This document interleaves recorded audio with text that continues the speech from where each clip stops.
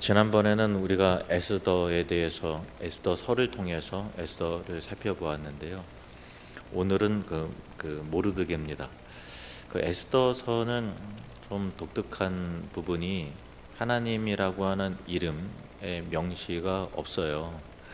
그렇지만 그 보이지 않는 가운데 일하시는 하나님의 주권과 섭리를 어떤 다른 성경 못지않게 극명하게 드러내고 보여주는 특별한 책이 에스더입니다. 지난 시간에 에스더서에서 그 주인공인 에스더를 살펴보았는데 오늘은 또 다른 주인공인 그 모르드게입니다. 주요 스토리는 지난번 살펴봤던 에스더를 통해서 이미 이제 다 알고 겹치는 부분이 있지만 이번에는 모르드게 입장에서 모르드게 관점에서 살펴보는 것도 굉장히 유익하리라 그렇게 믿습니다. 모르드게는 왕후가 된 에스더의 사촌이면서 그녀의 보호자, 양육자였습니다. 사촌지간이지만 나이 차이가 많이 났고 고아였던 에스더를 거두어서 자신의 어떤 사촌이지만 수양딸과 같이 그렇게 보호하고 양육하고 또 인생의 조언자가 됐습니다.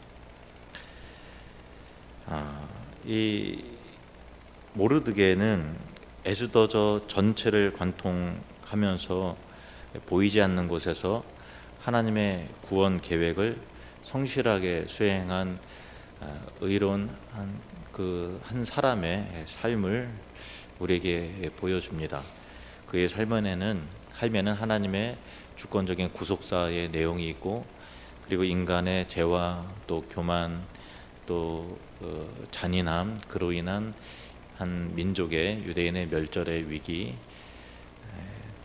그러나 그 모든 것을 뛰어넘는 하나님의 그 신실한 언약의 이루심, 그런 모든 내용들이 담겨져 있습니다.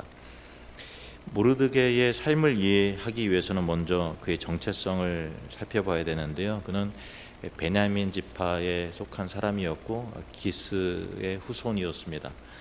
베냐민 지파는 과거 이스라엘의 첫 번째 왕 사울을 배출한 지파였지만 이후 왕국이 북이스라엘과 남왕국 유다로 분열이 되었을 때 베냐민 지파는 유다 지파에 속하게 되었어요. 그래서 유다 지파에는 압도적으로 유다 지파의 사람들이 많았지만 그 다음에 베냐민 지파 사람들이 많았고 한 유다 지파를 형성하게 되었습니다. 모르드게는 바벨론 포로기 이후에 페르시아의 수도 수산성에서 살고 있었는데 그는 고국을 잃고 이방 땅에서 살아야 되는 유대인으로서의 슬픔과 아픔과 또 고통을 가지고 있었죠. 하지만 동시에 그는 자신의 정체성을 잊지 않았습니다. 하나님의 언약 백성인 유대인으로서 자부심과 믿음을 굳게 지켰습니다. 모르드게의 믿음은 그의 삶의 여러 장면에서 드러나는데 가장 먼저 눈에 띄는 것은 그가 사촌인 에스더를 보호하고 양육한 모습인데 에스더는 말씀드렸다시피 부모를 잃은 고아였지만 모르드게가 그녀를 거두어서 친딸처럼 양육하고 또 사랑하고 돌보았고 그녀의 지혜로운 조언자가 되었습니다. 그는 에스더가 왕후가 된 이후에 그녀가 유대인이라는 사실을 함부로 누설하고 드러내지 말라고 조언을 합니다. 그렇게 말하는데 에스더 2장 10절 말씀을 보시겠습니다. 함께 읽겠습니다. 에스더가 자기의 민족과 종족을 말하지 아니하니 이는 모르드게가 명령하여 말하지 말라 하였습니다. 모르드게는 왜 이렇게 신중한 판단을 내렸을까요? 당시 즉 페르시아 제국에서 유대인들은 바벨론 포로기를 거치면서 정치적으로 굉장히 약한 위치에 있는 소수 민족이었죠. 그러니까 이방인이었고 또 주류가 아니라 비주류에 속한 종족 민족이었어요. 비록 고레스 왕의 칙령으로 예루살렘 성전 재건이 허락되었지만 여전히 더 많은 숫자의 사람들이 페르시아 관리들과 페르시아에 살고 있었고 관리들과 백성들 사이에는 유대인들에 대한 편견과 그리고 경계심이 하대함이 남아 있었습니다. 모르드게는 이런 정치적인 위험한 상황을 정확히 읽어내고 있었고, 만약 에스더의 유대인 신분이 조기에 드러나게 된다면 그녀는 왕후 자리에서 여러 가지 모함으로 인해서 축출될 수도 있고, 그리고 더 나아가 유대인 전체의 불이익으로 돌아갈 수도 있었기 때문에 누설하지 말아라 라고 했던 것이죠. 하지만 모르드게의 판단은 단순한 정치적 계산을 넘어서는 것이었어요. 그는 하나님께서 에스더를 그 자리에 세우신 특별한 목적이 있음을 신뢰하고 믿었습니다. 마치 요셉이 애굽의 총리가 되어서 기근이 이르렀을 때 이스라엘 백성을 총리의 신분으로서 구원했듯이, 에스더 또한 이 페르시아 제국의 왕후가 되었다는, 왕비가 되었다는 그 특별한 그 지위와 역할은 뭔가 하나님께서 그 민족을 구원하는 일로 하나님께서 쓰시지 않을까라고 하는 이 믿음과 그 기대감이 있었던 것이죠. 따라서 너는 유대인이라는 것을 아무에게도 알리지 말라, 신분을 감추라라고 모르드게가 조언했던 것은 두려움에서 나온 소극적인 처신이 아니라 하나님의 때를 기다리는 적극적 믿음의 전략이었던 것입니다. 우리도 하나님의 때를 기다리고 준비하는 믿음의 전략이 있어야 합니다. 에스더에게는 모르드게가 너의 출신을 감추라고 했지만, 그러나 자신은 다르게 처신했습니다. 모르드게 자신은 다르게 처신했었는데 그는 자신이 유대인이라는 것을 숨기지 않았습니다. 에스더에게는 신중함을 요구했지만 자신은 하나님의 백성으로서의 정체성을 단순 한순간도 잊지 않고 분명하게 드러내었습니다. 자신에게 불이익이 오더라도 드러냈습니다. 모르드게의 정체성이 가장 극명하게 드러난 사건은 그가 하만에게 무릎을 꿇지 않은 것입니다. 아하수에로 왕은 하만에게 모든 신하는 하만에게 복종하고 무릎을 꿇으라라고 특별한 지위를, 영광을 하만에게 주었는데 모르드게는 그에게 무릎을 꿇지도 아니하고 절하지도 아니하니라고 성경은 기록하고 있습니다. 그 이유는 간단한데, 왜냐하면 모르드게는 자신이 유대인이라고 하는 사실을 밝혔고 오직 하나님께만 경배해야 한다는 믿음을 굳게 지켰기 때문입니다. 에스더 3장 4절 말씀을 보시면 함께 있습니다. 날마다 권하되 모르드게가 듣지 아니하고 자기는 유다인임을 알렸더니 그들이 모르드게의 일이 어찌 되나 보고자 하여 하만에게 전하였더라.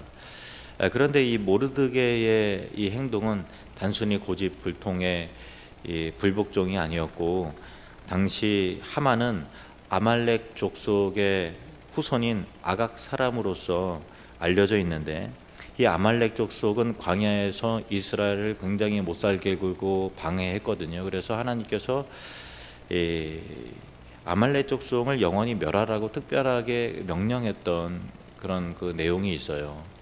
그래서 모르드게는 하만에게 절하는 것이 단순히 한 인간에게 절하는 행위라든가 또 자존심 싸움 그런 것이 아니라 하나님께서 멸하라고 하신 그 족속에게 굴복하는 행위임을 영적으로 분별했던 것이죠.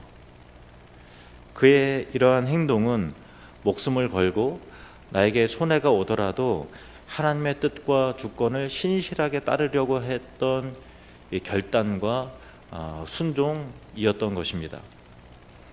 그렇지만 모르드게의 이 믿음의 행위는 그와 또 유다 민족, 유대인 전체에게 엄청난 고난을 가져왔습니다. 하만은 모르드게가 자신에게 절하지 않는 것에 격노했고, 모르드게 한 사람에게만 복수하는 것에 그치지 않고 페르시아 제국 내에 전체에 있는 모든 유대인을 진멸하려는 정말 끔찍하고 악한 계획을 세우는 것입니다. 하만은 왕을 속여서 유대인 진멸의 조서를 내리고 모르드게를 매달 교수대를 준비하기까지 했습니다.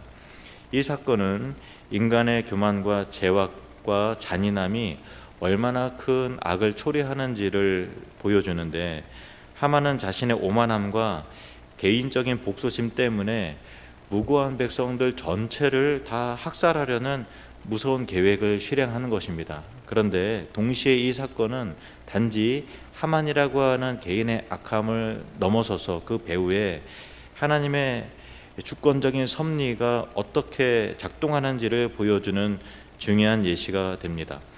하만은 자신의 권력과 재물을 믿고 모든 것을 계획했지만 그의 모든 악한 계획은 궁극적으로 하나님의 구원을 이루는 도구가 됩니다. 참 놀랍지 않아요? 하만은 악한 생각으로 유대인을 다 진멸하려는 계획을 세웠는데 하나님 그 계획을 통해서 대반전을 일으켜서 유대인을 구원하려는 계획으로 하만을 사용하신다. 악을 사용하셨다. 그것입니다. 하만의 악이 극에 달했을 때 하나님께서는 보이지 않는 손으로 역사를 움직여가기 시작합니다. 하나님께서는 기이한 방법으로 모르드게의 순종을 사용하셨는데, 모르드게는 과거 아하수에로 왕을 암살하려는 자들의 음모를 고발해서 왕을 살린 적이 있는데, 그때는 그 일이 기록이 되었을 뿐 특별하게 상을 내리거나 그냥 이렇게 특별하게 그런 게 전혀 없었거든요. 어떤 보상도 없이 그저 묻히는 듯 보였습니다. 하만이 모르드게를 매달 교수대를 준비한 바로 그날 밤, 왕이 그나마 이리저리 뒤척이면서 잠이 오질 않는 거예요. 그래서 보통 잠 오려면은 재미없는 책 읽잖아요. 그래서 그 역사책이나 읽자 그래서 역대 일기를 읽는데 거기서 모르드게의 공로를 발견하게 되는 거죠.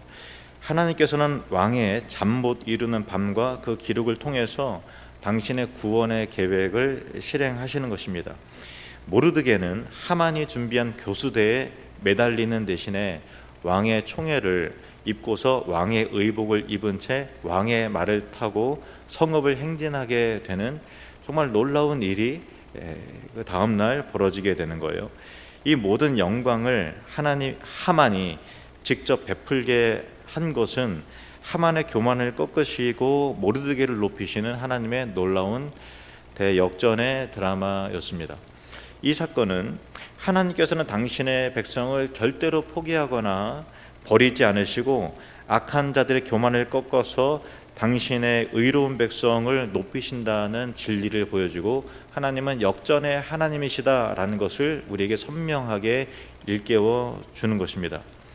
모르드게는 하만의 계획이 좌절된 후에 에스더와 함께 유대인을 구원하기 위해서 왕에게 나아갑니다. 왕의 허락을 받아서 유대인들이 자신들을 지킬 수 있도록 새로운 조서가 내려지게 됩니다. 마침내 유대인들은 그들을 멸하려고 했던 모든 원수를 진멸하고 승리합니다. 그리고 이 사건을 기념해서 유대인들은 지금까지도 지금 현대 이스라엘 백성들 불임절을 지금까지도 지키고 있습니다. 모르드게는 이 모든 구원 사역의 중심에 있었습니다. 그는 하만 대신 왕의 총리로 임명이 되어서 유대인의 모든 일을 관장하게 되었고 그의 이름은 아주 존귀하게 되었습니다. 에스더 10장 3절 말씀을 함께 읽겠습니다. 유다인 모르드게가 아하수에로 왕의 다음이 되고 유다인 중에 크게 존경받고 그의 허다한 형제에게 사랑을 받고 그의 백성의 이익을 도모하며 그의 모든 종족을 안위하였더라. 그가 처음에는 숨겨진 존재였습니다. 어떻게 보면 별 볼 일 없는 사람이었습니다. 그러나 하나님의 구원 사역이 완성된 후에는 모두가 인정하고 모두에게 사랑을 받고 존경받는 위대한 사람이 되었습니다. 역사의 한 인물로 우뚝 서게 되었습니다. 이 모든 과정에서 중요한 점은 모르드게가 받은 영광은 개인적인 출세나 성공에 대한 메시지가 아니었다는 거예요. 그것은 하나님의 언약적 승리의 결과였습니다. 하나님은 아브라함에게 내 씨로 말미암아 천하 만민이 복을 얻게 될 것이다라고 메시아에 대한 그 씨, 즉 그리스도에 대한 예언을 하셨지요. 그리고 천하 모든 민족이 아브라함의 후손을 통해서 구원을 얻게 될 것이다라고 하는 구속사적인 약속을 하셨는데, 유대의 민족이 멸망한다면 이 구속사적인 언약은 불가능해지죠. 하만의 계획은 단순히 한 민족을 없애려는 악한 시도였지만 영적으로는 그리스도가 오실 통로를 완전히 차단하려고 하는 사탄의 교활하고 치밀한 공격이었던 것입니다. 그러나 모르드게의 믿음과 하나님의 섭리는 이 사탄의 악한 계획을 물리치고 구원의 역사를 이어가게 했습니다. 그러므로 모르드게의 영광은 개인의 승리가 아니라 하나님의 구원의 역사를 위한 도구로서 주어진 영광이었던 것입니다. 모르드게의 삶은 오늘을 살아가는 우리에게 깊은 영적 교훈을 던져줍니다. 세 가지로 정리를 하겠습니다. 첫 번째, 보이지 않는 곳에서 빛을 발하는 믿음. 보이지 않는 곳에서 빛을 바라는 믿음입니다. 모르드게는 왕후가 된 에스더 뒤에서, 그리고 왕에게 알려지지 않은 채로 묵묵히 자신의 역할을 감당합니다. 왕을 살렸는데 어떤 보상도 없어요. 그러나 불평하지 않아요. 묵묵히 자기가 해야 될 일을 하는 겁니다. 감춰져 있는데도 불평하거나 불만하지 않아요. 내세우지 않아요. 우리 삶도 마찬가지입니다. 주목할 만한 위치에서 섬기는 사람도 있지만, 박수받는 자리에서 섬기는 사람도 있지만, 하나님께서는 보이지 않는 곳에서 성실하게 자신의 삶을 지키면서 믿음의 삶을 살아가는 자들을 주목하신다라는 것입니다. 세상이 알아주지 못하고 주변에게 주목받지 못한다 하더라도 하나님께서 우리의 삶의 모든 순간을 보고 계시다는 사실을 기억하고, 그 사람은 하나님께 쓰임 받는 사람이라는 것을 꼭 기억하시길 바랍니다. 두 번째, 고난 뒤에 찾아오는 하나님의 영광. 고난 뒤에 찾아오는 하나님의 영광입니다. 모르드게는 하만에게 절하지 않았다는 이유로 죽음의 위기에 처했죠. 그러나 그 고난과 위기 속에서 하나님은 놀라운 대반전의, 역전의, 구원의 드라마를 쓰셨습니다. 우리 또한 믿음으로 살아가다 보면 세상의 조롱과 핍박을 받게 되고 불이익을 경험할 때가 있어요. 엄청 수고했는데 아무도 알아주지 않고 보상받지 못하는 그런 순간도 있을 수 있습니다. 그러나 성경은 말씀하십니다. 로마서 5장 3절 4절 말씀을 같이 읽습니다. 다만 이뿐 아니라 우리가 환난 중에도 즐거워하나니 이는 환난은 인내를, 인내는 연단은, 연단을 소망을 이루는 줄 알미로다. 환난 가운데서도 이루어지는 믿음의 스토리들이 있다라는 것입니다. 하나님이 반드시 기억하신다라는 것이죠. 우리가 당하는 모든 고난은 하나님의 뜻 안에서 우리를 단련시키고 결국에는 하나님의 영광에 이르게 하는 도구가 되는 것입니다. 세 번째, 하나님의 주권적인 구속사적 은혜. 하나님의 주권적 은혜입니다. 모르드게는 하만에게 절하지 않는 믿음의 결단을 내렸고, 에스더는 죽으면 죽으리라 라고 하는 용기를 냈죠. 그러나 이 모든 것은 단순히 인간의 의지와 힘으로 이루어진 것이 아니었습니다. 이 모든 사건의 배후에는 이스라엘 백성을 당신의 언약 백성으로 삼으시고 그리스도를 통해서 구원자 예수 그리스도를 이 땅 가운데 보내셔서 저와 여러분을 세계 열방을 구원하시려고 하는 하나님의 주권적인 계획이 있었던 것입니다. 모르드게와 에스더는 그 위대한 구원의 역사의 작은 도구였을 뿐입니다. 우리의 삶도 마찬가지입니다. 우리가 믿음으로 순종할 때 그것은 개인적인 노력의 결과가 아니라 하나님의 은혜가, 하나님의 영광이, 하나님의 구속적인 강물이 나를 통과해서 우리를 통해서 드러나게 되는 축복의, 구원의, 영광의 통로가 되는 것입니다. 모르드게의 삶을 통해서 우리가 배우는 가장 큰 교훈은 바로 이것입니다. 우리 각자의 삶이 비록 초라해 보이고 세상의 역경 속에서 감춰져 있고 알아지지 않는 것 같고 숨겨져 있는 것처럼 느껴질지라도 우리의 작은 믿음의 순종과 용기를 낸 결단은 하나님의 위대한 구원의 역사 안에서 절대로 헛되지 않다라고 하는 것을 모르게를 통해서 우리는 깨닫게 되는 것입니다. 하나님은 보이지 않는 곳에서 성실히 묵묵하게 믿음을 지켜내는 그 한 사람을 통해서 온 민족을 구원하셨고, 그 한 사람을 통해서 모든 민족을 구원하십니다. 이 사실을 기억하면서 오늘 우리의 삶의 자리에서 모르드게와 같이 믿음의 결단을 내리고 하나님의 구원의 계획에 순종함으로 신실하게 반응하여 동참하는 복된 삶을 살기를 주님의 이름으로 축원합니다.